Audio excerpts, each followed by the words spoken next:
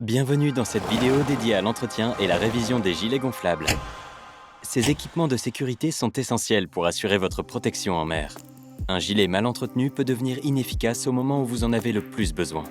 Pour garantir leur bon fonctionnement, le fabricant recommande un contrôle visuel avant chaque sortie en mer, ainsi qu'une révision complète tous les 3 ans ou chaque année en cas d'utilisation intensive.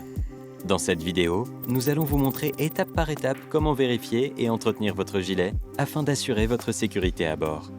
Avant chaque sortie, il est important d'effectuer un contrôle visuel rapide de votre gilet.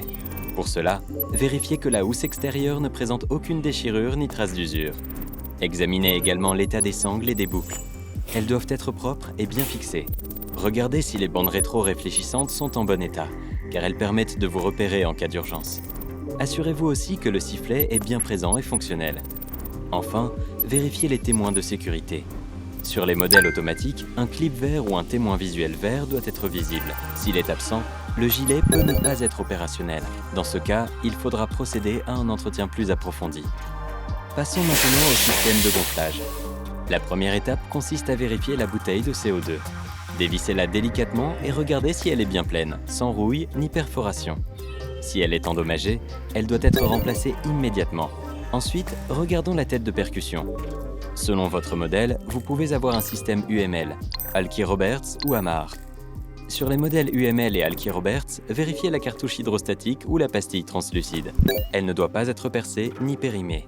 Pour les modèles Amarr, assurez-vous que la date de péremption n'est pas dépassée et que la poignée de déclenchement est bien attachée. Le fabricant recommande de remplacer ces éléments tous les 3 à 5 ans. Maintenant que nous avons contrôlé les composants du gilet, nous allons vérifier son étanchéité. Pour cela, gonflez le gilet manuellement à l'aide du tube de gonflage. Assurez-vous qu'il se remplit bien et qu'il n'y a pas de fuite visible. Le fabricant recommande de laisser le gilet gonfler pendant 12 heures. Si vous constatez une perte de pression, le gilet doit être retourné en station agréée pour un contrôle approfondi. Une fois l'inspection terminée, il est temps de replier et reconditionner le gilet. Pour cela, commencez par expulser l'air en appuyant sur la valve de gonflage. Vérifiez que le levier de déclenchement est bien en place et sécurisé. Revissez la bouteille de CO2 en respectant le couple de serrage recommandé. Enfin, repliez le gilet selon les schémas fournis par le fabricant pour garantir un bon rangement et une activation efficace en cas d'urgence.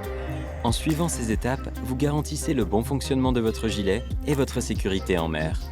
N'oubliez pas que le fabricant recommande une révision complète tous les 3 ans, ou chaque année pour une utilisation intensive. Enfin, pour prolonger la durée de vie de votre gilet, rangez-le dans un endroit sec, à l'abri de l'humidité et des UV. Si vous avez le moindre doute, rapprochez-vous d'une station agréée pour effectuer une vérification professionnelle. Merci d'avoir suivi cette vidéo et bon vent à tous!